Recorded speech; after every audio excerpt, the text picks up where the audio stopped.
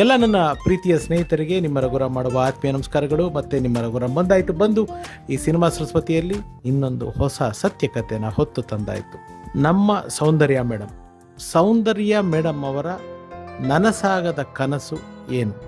ಎರಡಿದೆ. ಮೊದಲನೇದಾಗಿ ಮೇಡಮ್ ಅವರ ಬಾಲ್ಯದ ಬಗ್ಗೆ ಹೇಳಬೇಕು ಅಂತ ಒಂದು ಆಸೆ. ನಿಮಗೆಲ್ಲ ಗೊತ್ತು, ಅವರು ನಮ್ಮ ಕನ್ನಡದವರು, ಬೆಂಗಳೂರಿನವರು. ನನಗೊಂದು ಹೆಮ್ಮೆ, ನಮ್ಮ ಶಾಲೆಯವರು, ನಮ್ಮ ಕುಮಾರ ಪಾರ್ಕ್ನವರು. ಅವರು ಚಿಕ್ಕ ವಯಸ್ಸಿನಲ್ಲಿ ಸೌಂದರ್ಯ ಮೇಡಮ್ಗೆ, ಅಂದರೆ ಸೌಮ್ಯ ಮೇಡಮ್ ಅವ್ರಿಗೆ ಆಸೆ ಇದ್ದಿದ್ದು ಒಬ್ಬ ವೈದ್ಯೆ, ಒಂದು ಡಾಕ್ಟ್ರ್ ಆಗಬೇಕು ಅಂತ. ಸೊ ಹಾಗಾಗಿ ಅವರು ಅವರಮ್ಮಂದು ಬಿಳಿ ಸೀರೆನ ಡಾಕ್ಟ್ರ್ ಕೋಟ್ ಥರ ಹಾಕ್ಕೊಂಡು, ಗೋಡೆಗಳೇ ಪೇಷಂಟ್ಸು ಅನ್ನೋ ಥರದ್ದು ಅಂದ್ಕೊಂಡು ಸಾಕಷ್ಟು ಆ ರೀತಿ ನಟನೆ ಮಾಡ್ತಾಯಿದ್ರಂತೆ. ಅಂದರೆ ಅರಿವೇ ಇಲ್ಲದ ಅವರ ಆ ವಯಸ್ಸಿನಲ್ಲಿ ಒಬ್ಬ ವೈದ್ಯೆಯಾಗಿ ನಟಿಸ್ತಾಯಿದ್ರು, ಆ್ಯಕ್ಟ್ ಮಾಡ್ತಾಯಿದ್ರು, ಗೋಡೆಗಳ ಜೊತೆ ಮಾತಾಡ್ತಾಯಿದ್ರು. ಆ್ಯಂಡ್ ಅವರು ಬಣ್ಣದ ಬದುಕಿನ ಸಿನಿಮಾ ಕಲಾವಿದೆಯ ಜೊತೆಗೆ ಚಿಕ್ಕ ವಯಸ್ಸಿನಲ್ಲಿ ಅವ್ರಿಗಿದ್ದಿದ್ದ ಪ್ಯಾಷನ್ನು ಪೇಂಟಿಂಗ್ಸು. ಅಂದರೆ ಪೇಪರು ಪೆನ್ನಲ್ಲಿ ಸ್ಕೆಚ್ ಮಾಡೋದು, ಬಣ್ಣಗಳನ್ನ ಬಿಡಿಸೋದು. ಬಣ್ಣಗಳನ್ನ ನೋಡೋದಂದ್ರೇ ಅವ್ರಿಗೆ ತುಂಬ ಖುಷಿ ಇತ್ತಂತೆ. ನೋಡಿ, ಈ ಬಣ್ಣದ ಲೋಕದ ಒಬ್ಬ ದಿಗ್ಗಜೆಯಾಗಿ ಸೌಂದರ್ಯ ನಮ್ಮ ಭಾರತೀಯ ಚಿತ್ರರಂಗದ ಅತ್ಯದ್ಭುತ ವೈಡೂರ್ಯವಾಗಿ ಮಿನುಗಿದಂಥ ಹೆಣ್ಣುಮಗಳು. ಅವ್ರ ತಂದೆ ತಮಗೆಲ್ಲ ಗೊತ್ತು, ಅವರು ಸಿನಿಮಾಗಳಲ್ಲಿ ಕೆಲಸ ಮಾಡ್ತಿದ್ರು, ನಿರ್ಮಾಣ, ಕತೆ ಬರೆಯೋದು, ಸಂಭಾಷಣೆ ಬರೆಯೋದು, ಈ ರೀತಿ ಕೆಲಸಗಳು ಮಾಡ್ತಾಯಿದ್ರು.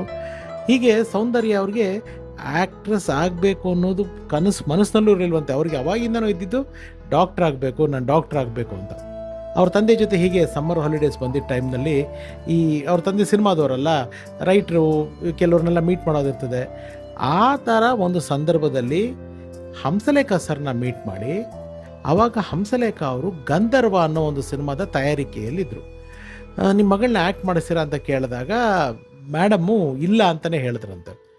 ಆಮೇಲೆ ಮನೆಯವ್ರನ್ನೆಲ್ಲ ರಜಾ ಅಲ್ಲ, ಇದೊಂದು ಪಿಕ್ಚರ್ ಮಾಡಿಬಿಡು ರಾಜ್ಯದಲ್ಲಿ, ಆಮೇಲಿಂದ ಯಾವುದು ಬೇಡ ಅಂತ ಹೇಳ್ಬಿಟ್ಟು ಇದು ಮಾಡಿದ್ದಕ್ಕೆ 10 ದಿವಸ ಗಂಧರ್ವ ಚಿತ್ರದಲ್ಲಿ ಶಶಿಕುಮಾರ್ ಸರ್ ಅವರ ತಂಗಿಯಾಗಿ ಸೌಂದರ್ಯ ಮೇಡಮ್ ಅವರು ಮೊದಲು ಕಾಣಿಸ್ಕೊಂಡಿದ್ದು. ಗಂಧದ ಗುಡಿಗೆ, ಚಂದದ ಗುಡಿಗೆ, ನಮ್ಮ ಚಂದನವನಕ್ಕೆ ಯಾವ ಗಳಿಗೆಯಲ್ಲಿ ಹಂಸಲೇಖ ಅವರು ಗುರುತಿಸಿ ಅವರಿಗೆ ಪಾತ್ರ ಕೊಟ್ಟು ಅಭಿನಯಿಸುವಾಗ ಮಾಡಿದ್ರು. ಹಿಂತಿರುಗಿ ನೋಡಲೇ ಇಲ್ಲ ಸೌಂದರ್ಯ ಮೇಡಮ್ ಅವರು. ಸಾಕಷ್ಟು ಉತ್ತೀರ್ಣಕ್ಕೆ ಹೋಗಿದ್ದು ನಿಮಗೆಲ್ಲ ಗೊತ್ತಾಯಿದೆ. ನಾಯಕಿಯಾಗಿ ಯಶಸ್ಸಾಗಿ ಅವರ ಸಕ್ಸಸ್ನ ನೋಡಿದ್ಮೇಲೆ ತಂದೆನ ಕಳ್ಕೊತಾರೆ. ತಂದೆಯ ಆಸೆ ಈಡೇರಿಸಬೇಕು ಅನ್ನೋದು ಅವ್ರಿಗೊಂದು ಕನಸಾಗುತ್ತೆ.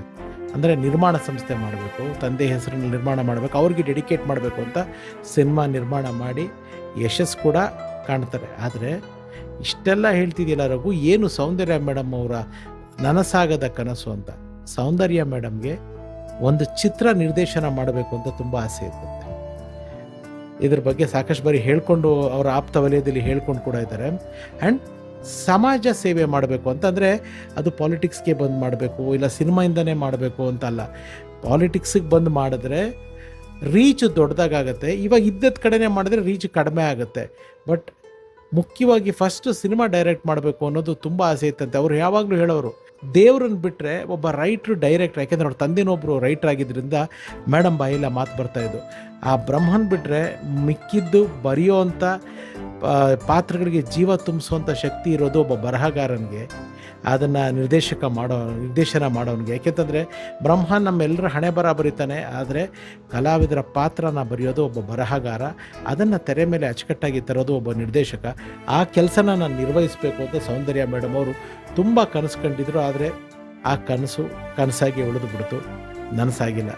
ಯಾಕೋ ಸೌಂದರ್ಯ ಮೇಡಮ್ ಅವರ ಈ ಒಂದು ಕತೆ ನಿಮ್ಮ ಜೊತೆ ಈ ವಿಚಾರನ ಹೇಳ್ಕೋಬೇಕು ಅನ್ನಿಸ್ತು. ಹಾಗಾಗಿ ಈ ವಿಚಾರನ ತಿಳಿಸ್ದೆ. ಸೊ ಈ ಕತೆ ನಿಮಗೆ ಖುಷಿ ಕೊಟ್ಟಿದ್ದರೆ ನಮ್ಮ ಶ್ರಮ ಸಾರ್ಥಕ ಅಂತ ತಿಳಿಸ್ತಾ, ಮತ್ತೆ ಮುಂದಿನ ಸಿನಿಮಾ ಸರಸ್ವತಿಯಲ್ಲಿ ಇನ್ನೊಂದು ಹೊಸ ಸತ್ಯ ಕಥೆಯೊಂದಿಗೆ ನಿಮ್ಮ ಮುಂದೆ ಬರ್ತೀನಿ. ಅಲ್ಲಿವರೆಗೂ ಎಲ್ರಿಗೂ ಒಳ್ಳೆಯದಾಗಲಿ. ಸರ್ವೇ ಜನ ಸುಖಿನೋ ಭವಂತು. ನಾನು ನಿಮ್ಮ ರಘುರಾಮ್. Love you all. ನಮಸ್ಕಾರ.